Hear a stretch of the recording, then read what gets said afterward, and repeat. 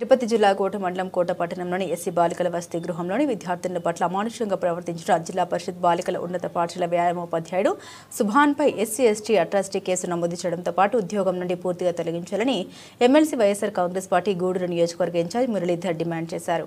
Uniform వేసుకురాలేదని ఉద్దేశంతో SC బాలికలను గుంజులు తీయించడమే కాకుండా వారిపై కారుతో దాడి చేసి అమానుషంగా ప్రవర్తించిన విషయం తెలిసిందే. ఈ క్రమంలో విషయం తెలుసుకున్న మేరకు మురళీధర్తో పాటు వైఎస్ఆర్ కాంగ్రెస్ పార్టీ నాయకులు బాలికల ఉన్నత పాఠశాలకు వచ్చారు. అయితే అక్కడే ఉన్న పోలీసులు వైఎస్ఆర్ పార్టీ నాయకులను పాఠశాలలోకి అనుమతించలేదు. దీంతో ఉపాధ్యాయుల్ని బయటకు పిలిచి వారితో మాట్లాడారు. పేద విద్యార్థులకు ఇలాంటి సంఘటన జరగడం బాధాకరమని, పాఠశాలలో విద్యార్థుల్ని గుంజులు తీస్తున్న సమయంలో పలువురు ఉపాధ్యాయులు కన్నుంచకపోగా హేళన చేయడాన్ని ఖండించారు.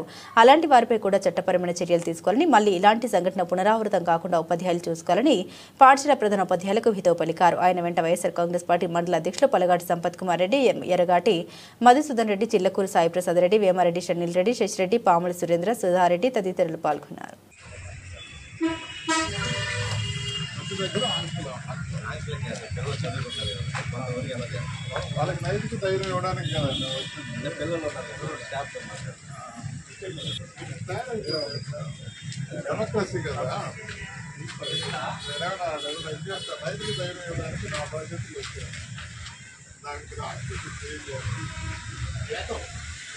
చెప్తే చదవద్దన్నా అయిపోతుంది.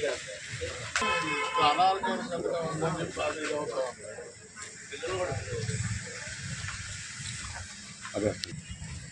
వాళ్ళు ఎంత పీరియడ్లో వెళ్ళిపోతుంది.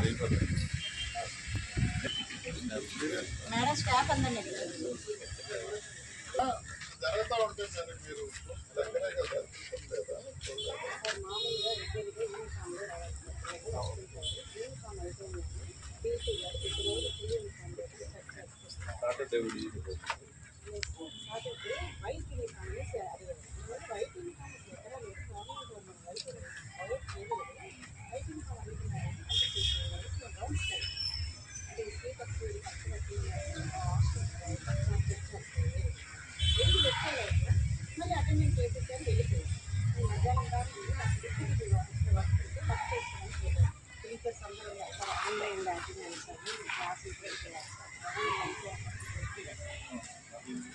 పిల్లలు అవన్నీ చెప్పడం చూస్తుంటారు, వీడియోలో చూస్తుంటే చాలా బాధ వస్తుంది.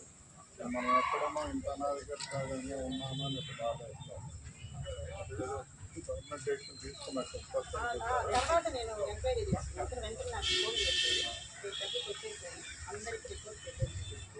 చెప్పేవాళ్ళు. అసలు మహిళలు జరిగింది కదా, మీరంతా ఉన్నారు కదా,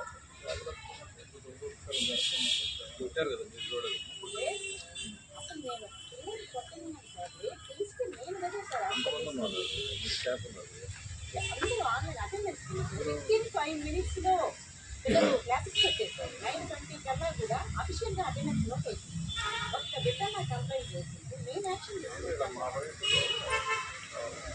చెప్పండి, ప్రజలు భయపడతారు. అలా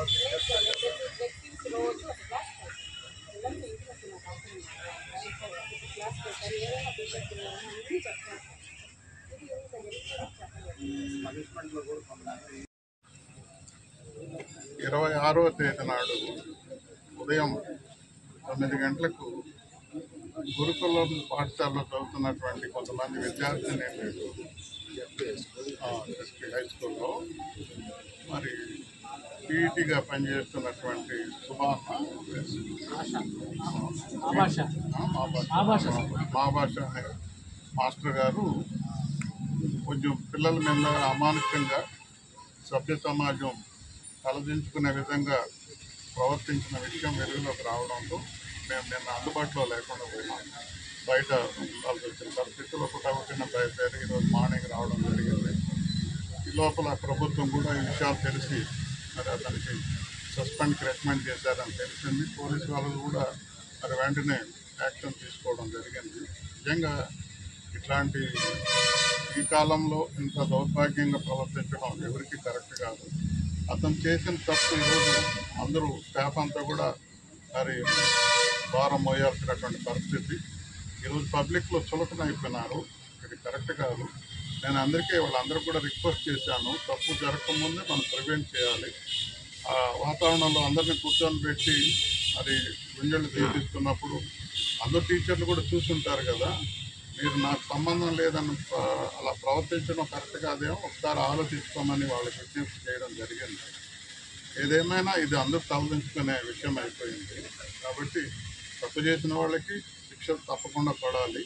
ఆ రకంగా మరి ఎంక్వైరీ కమిటీ స్ట్రిక్ట్గా ఉండే ఆఫీసర్ని ఎంక్వైరీ కమిటీ వేసి నిజంగా అతను మరి వాళ్ళ పిల్లలు చెప్తున్న విషయాలన్నీ చూస్తే చాలా బాధాకరం, క్షమించరానటువంటి తప్పుగా భావించాలి. అది వాళ్ళతో ఎంక్వైరీలో కానీ అట్లాంటి వాతావరణం వస్తే సస్పెన్షన్ కాదు, టెర్మినేట్ చేసినా కూడా తప్పు లేదు. ఎందుకంటే ఇంత బాధాకరమైన విషయం, ఆ తల్లిదండ్రుల కోత, ఆ చిన్నపిల్లలు దైవంతో సమానం, వాళ్ళు పడిన మానసిక క్షోభ, మానసిక బాధ అది కరెక్ట్ కాదు. నేను ఈరోజు టీచర్లందరూ కూడా, ఉపాధ్యాయులందరూ కూడా రిక్వెస్ట్ చేస్తున్నాను, బుక్లో ఉన్న విషయాలే చెప్పి మీరు చేతులు ముట్టుకోకుండా నైతికంగా వాళ్ళని ప్రిపేర్ చేయాలి, నైతిక స్థైర్యాన్ని ఇవ్వాలి. స్కూల్లో నుంచి పిల్లలు వచ్చే లోపల వాళ్ళ నైతిక స్థైర్యాన్ని ఇవ్వాలి, వాళ్ళ భవిష్యత్తులో జీవితాల్లో అడుగుపెట్టే విధంగా తయారు చేయాలి. ధైర్యంగా ఆ వాతావరణంలో ముందుకు పోవాలని ఉపాధ్యాయులందరూ కూడా రిక్వెస్ట్ చేసుకుంటూ, ఏదేమైనా ఎంత పెద్దవాళ్ళైనా ఎవరు కూడా తప్పు చేసినప్పుడు శిక్ష అనుభవించాల్సిందే. కాబట్టి ఒక మంచి కమిటీ దీని మీద ఎంక్వైరీ చేసి పోలీసు వారి సహకారం కూడా తీసుకొని భవిష్యత్తులో ఇంకొక తర్వాత ఏం జరగకుండా ఉండే విధంగా యాక్షన్ జరగాలని నేను కోరుకుంటున్నాను.